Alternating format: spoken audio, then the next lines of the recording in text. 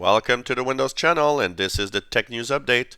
We are Tuesday, September 13th, 2016, and today in our Tech News Update, we have the Samsung Galaxy Note 7. Now, of course, as we continue to have reported cases of people having their phone explode, one case of a boy in New York City that was burned with his phone that exploded. Construction worker apparently also, I think it's in California, that is suing because he says that a phone exploded while he was working. Basically, they are going to release a firmware update that will prevent the phone from charging over 60%. And they say with that, for now, it's probably going to stop the explosions of batteries. And but they do say and stress out, if you have a Galaxy Note S7, you need to stop using it right now, and you need to exchange it. Bring it back to get a new one that will be okay. So don't continue using your Note 7. It is not wise. Netflix is going to the FCC in the United States. It says that ISPs have too much restrictive data caps, meaning that when they subscribe to Netflix, they don't watch as many movies or shows that they want because of the data that is so limited on many internet accounts. So Netflix says it is unfair and it is really a big problem that these companies are taking a lot of money and they are really making it very restrictive on the internet, and things need to change. So they're asking the FCC to change the rules and force internet service providers to give data caps that are much more interesting than the basic data caps that come with many internet services. Well, today's Patch Tuesday, and eventually in the early afternoon probably, we should have a set of security updates. Of course, I will be posting a video of this later today after the live shows. What are the patches, what are the security updates, but check it out. It will come as, of course, different security updates for Windows Vista 7, 8, 8.1, and cumulative update for Windows 10. And of course, these will fix, as usual, mostly security updates, as Patch Tuesday usually focuses much more on security than anything else. Twitter will have its new 100 character limit on September 19th. So that's next Monday. They are keeping 140 character as a limit, but they are changing the rules. So for example, when you reply to someone, their name, what you usually see with the @ symbol, will not count in the characters. Until now, they would count. So if somebody had like a long username in Twitter, it would already lower the limit of characters. So that will not count anymore. Any images, videos, links to websites that you post will not count in that 140 character limit also. So it kind of relaxes the rule a little bit and gives you a little more details on what you'll be able to write in 140 characters. I personally think that it's okay that they kept it at 140. They could have maybe moved it up to 250, but you know what? One thing that I don't want on Twitter is unlimited characters, because some people will just post huge things, and that's not what Twitter's about. So new rules. We're not really sure. Is it gonna be everybody on September 19th, or it's going to push gradually depending on the accounts?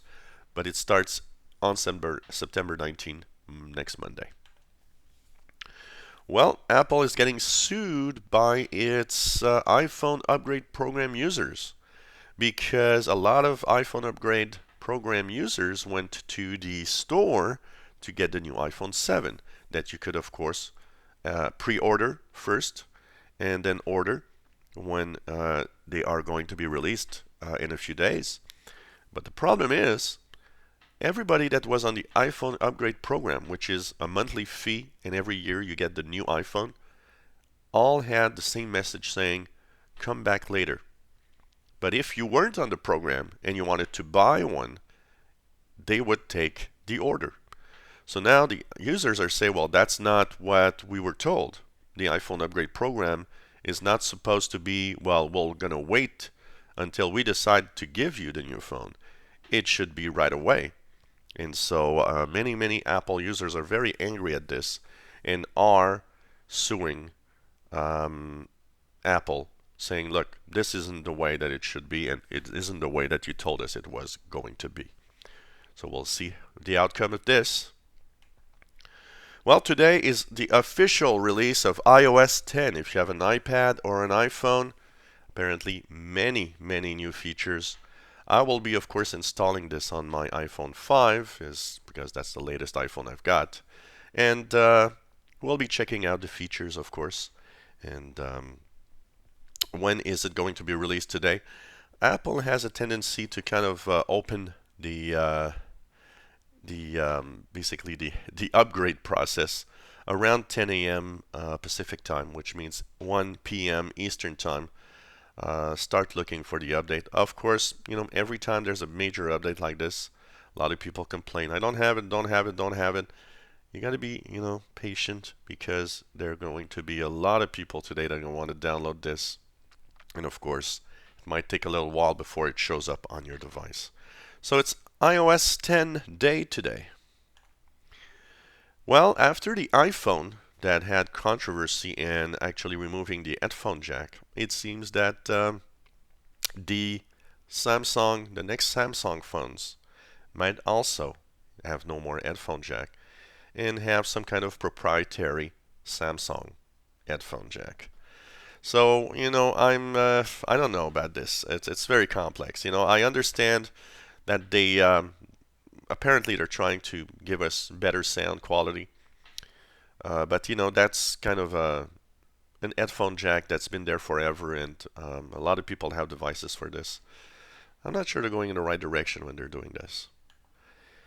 And finally, we learned from Mary Jo Foley that the Windows 10 anniversary update will not be rolled out to everyone before probably November. So that means if you're waiting for it, basically you might not see it for at least another month and a half, if not more. And so you got to be patient. Of course, you can force the update, but the more I see the details of how the anniversary update works and the progress, the more I think it's very wise to just wait for the anniversary update to arrive via Windows Update rather than force it on your device.